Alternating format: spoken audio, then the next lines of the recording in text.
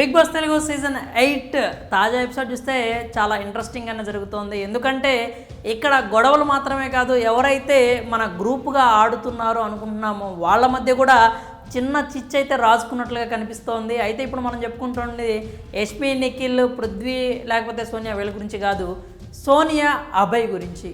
మీరు ఇప్పటి వరకు వినే ఉంటారు, ఎక్కడా కూడా సోనియా అభయ్తో కానీ అభయ్ సోనియాతో కానీ గొడవలు పడ్డ సందర్భాలంటే జీరో.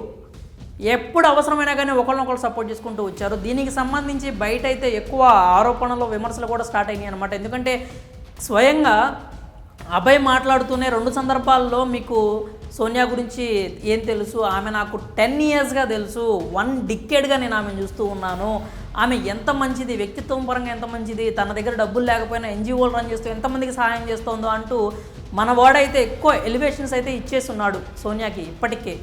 సో వాళ్ళిద్దరూ గ్రూప్గా ఆడుతున్నారేమో అనే అనుమానాలు అయితే ఆడియన్స్లో స్టార్ట్ అయినాయి. అలా కాకుండా ఆడుతున్నారేమో అనుమానాలు కూడా కాదు, నిజంగానే ఆడుతున్నారనేటువంటి ఫిక్స్ కూడా అయిపోతున్న సందర్భంలో ఇప్పుడు ఆల్ ఆఫ్ సడన్ వీళ్ళిద్దరి మధ్యలో ఒక చిన్న గొడవ అయితే స్టార్ట్ అయింది.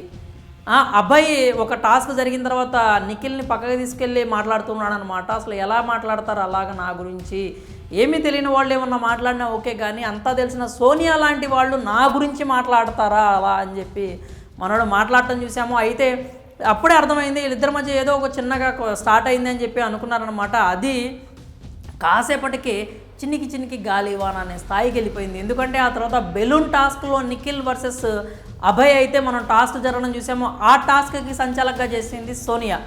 ఏదైతే ఆ టైంలో ఆమె మాట్లాడటం కావచ్చు, మనం అంటే చూస్తున్నాం అనమాట. అభయ్ పదే ఆ బాక్స్లోంచి బయటికి వెళ్ళిపోయి లోపలికి రమ్మని ఎంత పిలిచినా కానీ సోనియా మనోడు మాత్రం రాకుండా బయటే ఉంటూ వచ్చాడనమాట. బయటే ఉంటూ వచ్చాడు, ఆమె ఎంత చెప్పినా రావట్లేదు. పైగా మధ్యలో నేను రాను, నా ఇష్టం, అంటే నేను రాను, నీ ఇష్టం వచ్చింది చేసుకో అన్నట్లుగా కూడా మాట్లాడాడు అని చెప్పి సోనియా టాస్క్ అయిపోయిన తర్వాత చెప్పడం జరిగింది. నేను రాను, నీ ఇష్టం, నువ్వేం చేసుకుంటావు చేసుకో పో అని నన్ను అన్నాడు అని చెప్పి సంచాలకుగా ఉన్న సోనియా కూడా మాట్లాడటం మనమైతే చూసాము. అయితే వాళ్ళిద్దరి మధ్య సంథింగ్ ఈజ్ హ్యాపనింగ్ అని అయితే మనకు అర్థమవుతుంది. అక్కడైతే క్లియర్ కట్గా మనకైతే క్లారిటీ ఉంది.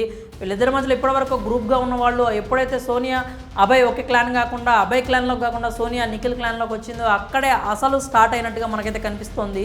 ఇక వీళ్ళిద్దరి మధ్యలో గొడవ అయితే మనం అభయ్ కూడా మాట్లాడుతూ, ఇక నాకు జస్ట్ క్లారిటీ ఇవ్వండి చాలు, ఆవిడ నా గురించి ఏమనుకున్నా, నా గురించి ఏం చెప్పినా నాకు అనవసరం, నేను పట్టించుకోను, నాకు అదంతా అవసరం లేదు, నాకు రిజల్ట్ గురించి క్లారిటీ ఇవ్వండి చాలు అని చెప్పి అభయ్ కూడా మనం మాట్లాడటం చూసాం. మరి వీళ్ళిద్దరి మధ్యలో చూసుకున్నట్లయితే గొడవ రాజుకుందనే అనిపిస్తోంది. మరి బిగ్ బాస్ హౌస్లో కళ్ళకు కనిపించేనే నిజాలు కాదు అని అయితే ఒకటి గుర్తుపెట్టుకోవాలి. ఎందుకంటే అప్పటికప్పుడు అరుచుకున్న వాళ్ళు కాసేపటికే కలిసిపోవటం, అప్పటికప్పుడు తిట్టుకున్న వాళ్ళు మళ్ళీ దోస్తు మేరా దోస్తు అనే భుజాల మీద చేతులు వేసుకొని డాన్స్ వేయడం కూడా మనం చూస్తూనే ఉంటాము. కాబట్టి అభయ్ వర్సెస్ సోనియా స్టార్ట్ అయింది, నిజంగానే కంటిన్యూ అవుతుందా లేదంటే ఇక్కడితో ఇది ఆగిపోతుందా అని అయితే మనమైతే చెప్పలేం. ఇంకొకటి ఏంటంటే వాళ్ళిద్దరి మధ్యకి సంబంధించి గ్రూప్ గేమ్ అని అంటే హౌస్లో కూడా స్టార్ట్ అయింది కాబట్టి అది కాదు అని నిరూపించడానికి వీళ్ళు ఏమన్నా ఒక మేడ్ చేసి అంటే ఒక ఇష్యూని అయితే మరి రైజ్ చేసుకొని మన ముందు ఏమైనా యాక్ట్ చేస్తున్నారనేది కూడా మనం చెప్పడానికి లేదు.